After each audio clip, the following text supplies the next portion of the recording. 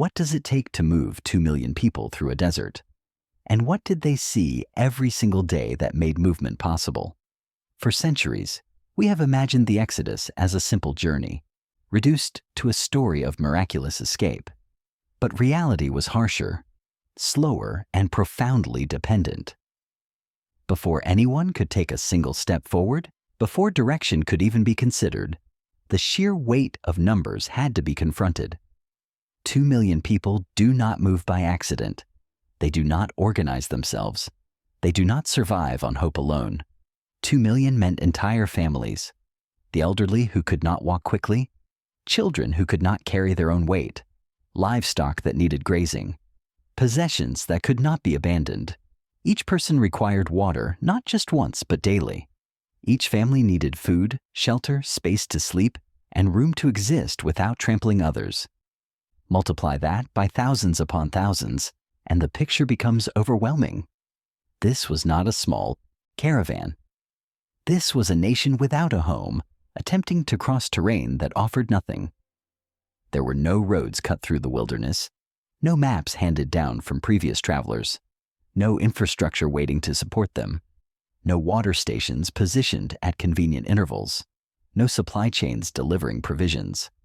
The Sinai wilderness did not accommodate human need.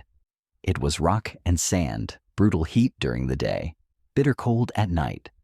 Landmarks were scarce. One stretch of barren ground looked identical to the next. In such a place, direction was not obvious. It was not intuitive. Who decides where 2 million people should go? How does that decision reach everyone? How does a family at the far edge of camp know when to move, where to turn, when to stop? Without answers to these questions, movement would collapse into chaos. And chaos in the wilderness meant death. Nothing was predictable. Nothing was guaranteed. But before anyone could eat, before anyone could rest, one question needed answering every single morning. After the chaos of organizing 2 million people, after the anxiety of not knowing which direction meant survival, something appeared. It was not a voice from a distance. It was not instructions carved into stone. It was presence, visible and undeniable. By day, a cloud rose above the camp. By night, fire burned in the same space. This was the pillar. And it did not behave like anything they had seen before. The cloud was not ordinary. It did not drift with the wind. It did not thin and vanish as normal clouds do. It held its form, dense and towering, visible from every corner of the camp. No matter where a family pitched their tent, no matter how far they stood from the center, they could see it. Height gave it authority. Consistency gave it meaning. During the day, it provided shade in a land without trees. It marked their position in a wilderness without markers. When night came, the cloud did not disappear. It transformed. Fire replaced it, not flickering weakly like a torch, but burning with steady intensity. The light did not consume fuel. It did not require tending. It simply existed, constant and bright enough to be seen across the entire encampment. Darkness could not hide them. Cold could not erase their sense of location. The fire assured them they were not alone. The pillar stayed when they needed to stay. It moved when they needed to move. There was rhythm to it, but not predictability. It was not smoke rising from a campfire. It was not weather passing overhead. It was not something they controlled or manipulated. The pillar possessed will. It had purpose. And survival depended not just on seeing it, but on understanding what it demanded. Seeing was one thing, but following required something else entirely. But seeing the pillar did not make following it simple. Each day began the same way. Eyes turned toward the center of camp, watching, waiting. Would it move today or stay? No one knew. There was no schedule announced in advance, no pattern they could predict, no human voice telling them what would happen next. When the pillar stayed, relief followed. Tents could be secured more firmly. Temporary order could be established. Water could be found and rationed. Food could be prepared without rushing. But even in these moments of rest, nothing became permanent. Tents were not houses. Camps were not cities. Everything remained ready to be packed again. Belongings stayed organized for quick departure. Livestock grazed, but were never far from reach. When the pillar moved, everything changed instantly. The signal was clear. The cloud lifted. The fire shifted position, and 2 million people had to respond. Tents came down in organized chaos. Possessions were bundled. Children gathered. Animals herded. The tabernacle itself, the center of worship, had to be carefully dismantled and carried. Nothing could be left behind. Nothing could be forgotten. Movement required coordination that defied imagination. Families did not scatter in random directions. Tribes moved in designated order. Each group knew its place in the formation. Timing mattered. Delay created danger. Sometimes the pillar moved after 3 days of rest. Sometimes after 3 months. There was no logic they could grasp. No human reasoning that explained the timing. Readiness became a permanent condition. They did not choose when to move. They chose only whether to obey. And following was not once. It was every single day. The physical exhaustion was relentless, but something deeper was required. Something that separated those who trusted from those who resisted. The pillar did not only guide movement, it defined who they were. When the camp settled, the arrangement was never random. Each tribe occupied a specific position. Order replaced chaos.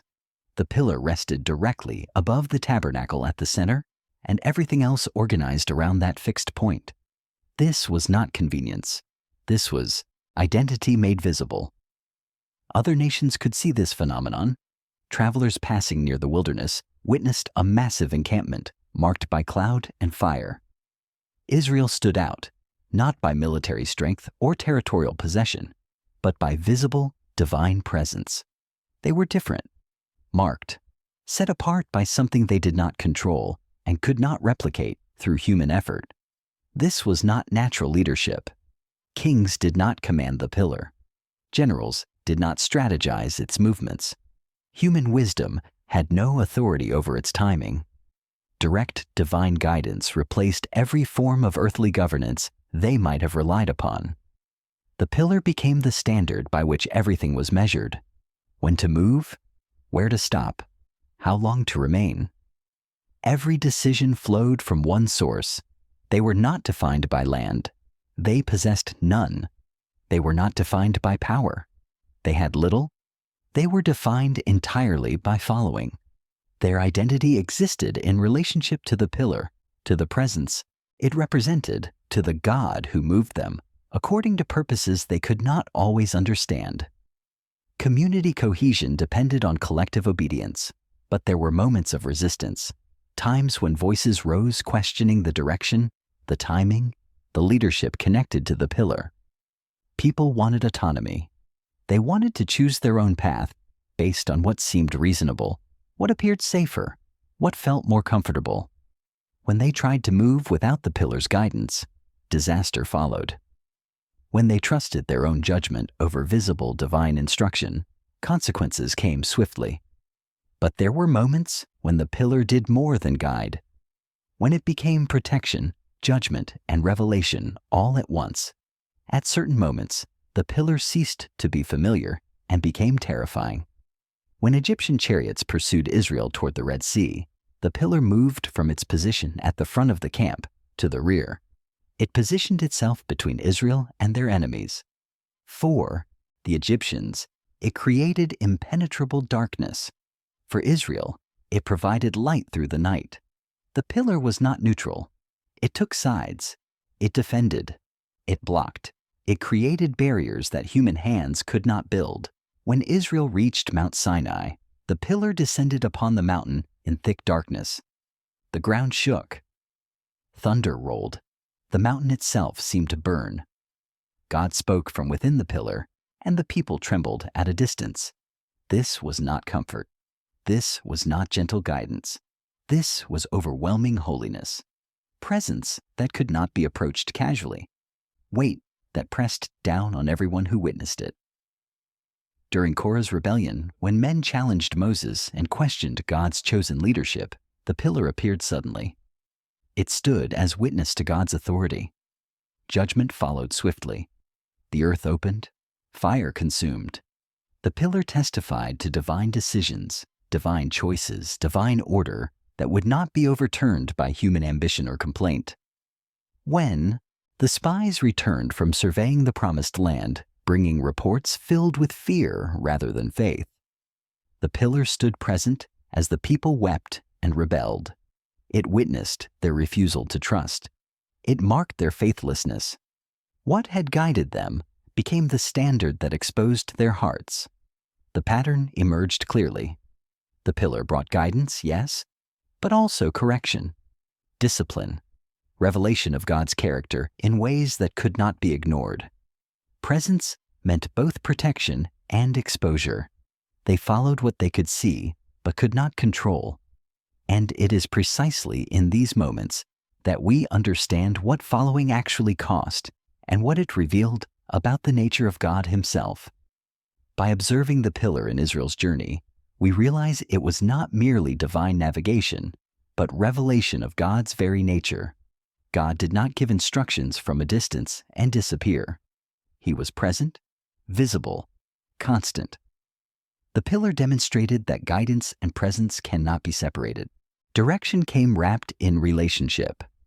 Following meant walking with God, not just toward a destination. They could not survive without following. This was not optional spirituality reserved for the especially devout. Every person in the camp depended on the pillar's movement. Survival and obedience were the same thing. There was no alternative path to life in the wilderness. The pillar demanded everything. It controlled their schedule, their autonomy, their comfort, their sense of control. Following cost them the illusion of independence. The Apostle Paul wrote that the pillar was Christ. In his first letter to the Corinthians, he connected Israel's wilderness experience directly to Jesus. The same presence that led them through the desert now walked among humanity in flesh. When Jesus called disciples, He did not say follow these principles or follow this philosophy. He said follow me. Visible, present, personal, demanding the same total trust the pillar required. The disciples left everything. They followed daily without guaranteed schedules or clear timelines. They did not always understand where Jesus was leading or why certain paths were chosen. Trust was required moment by moment. What the pillar symbolized, Christ embodied fully. God with us, Emmanuel, visible and guiding and demanding obedience that springs from relationship. Christian faith is not built on abstractions. It is born from presence. The pillar reveals that God's guidance has always been inseparable from God's presence. Following is not convenience. It is covenant. It is life sustained by trusting what we can see of God even when we cannot see the full path ahead. And if this documentary edified your faith and expanded your biblical understanding, leave your like, subscribe to the channel, and share this video. Write in the comments what stood out to you the most. Until the next video, may God bless you.